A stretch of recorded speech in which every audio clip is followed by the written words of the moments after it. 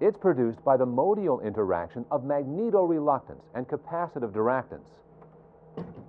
The original machine had a base plate of prefamulated amulite surmounted by a malleable logarithmic casing in such a way. Hey! Listen!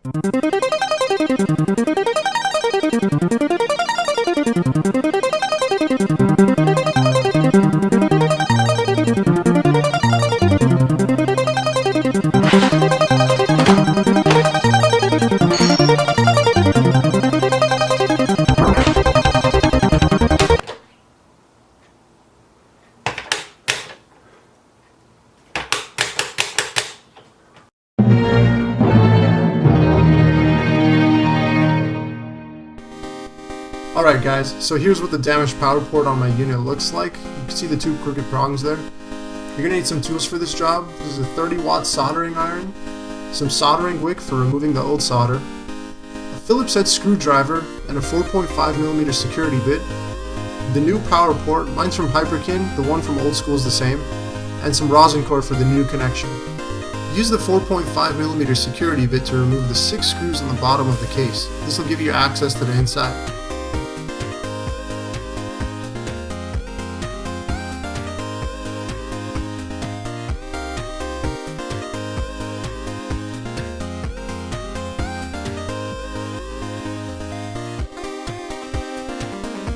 If it's your first time opening the case, you might find 20 years worth of dust in there. Just clean it out using an air compressor.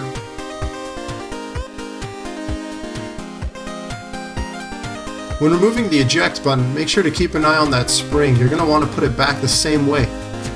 For this step, you're going to have to remove the 9 Phillips head screws that hold the circuit board to the casing.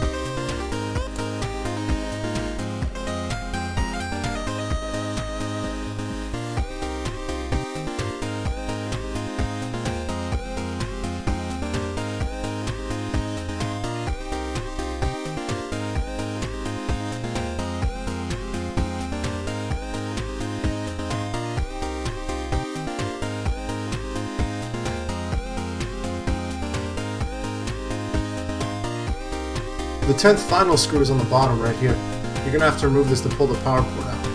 These are the 2 solders that you're going to have to desolder in a second. You're going to have to use the solder wick for this.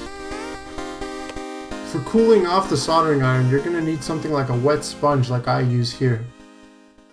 I'm not a pro by any means, but to remove the old solder, you should push the wick up against the old solder point and heat it up using the soldering iron.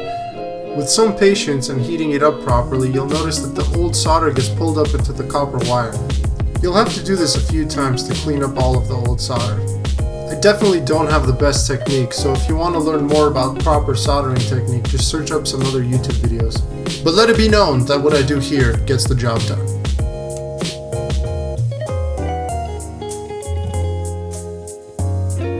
After successfully desoldering, this is what it should look like when you remove the power port.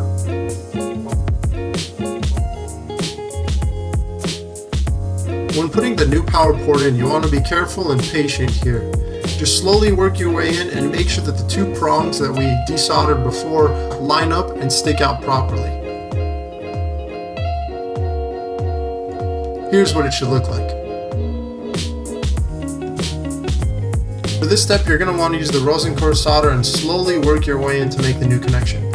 I probably used too much solder here, but it's okay. It gets the job done.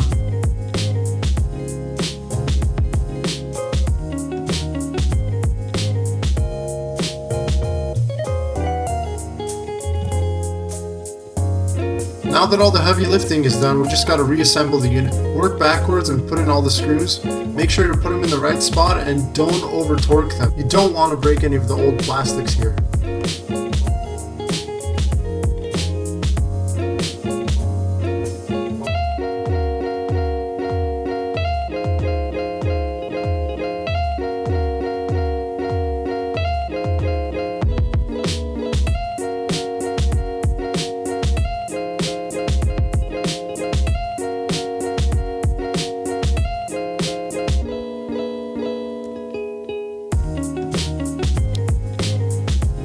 Alright guys, time for the moment of truth. Let's plug this guy in.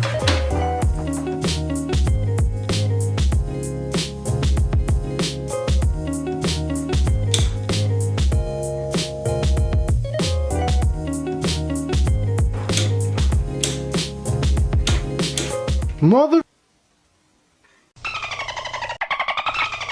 So it turns out it wasn't the power port, guys. Did some more research. Turns out it might be the fuse. It's a small 1.5 amp fuse. I just ordered the part online. I'll be getting it in next week. I'll make a part 2 to this video where I swap it out. I'll show you guys how to do it really simple. If you got through this video, you'll be able to do that no problem. If this video did help you out, perfect. Please hit that thumbs up button. Consider subscribing. And I'll see you in the next video. What can you do? Sometimes they turn out this way. Peace.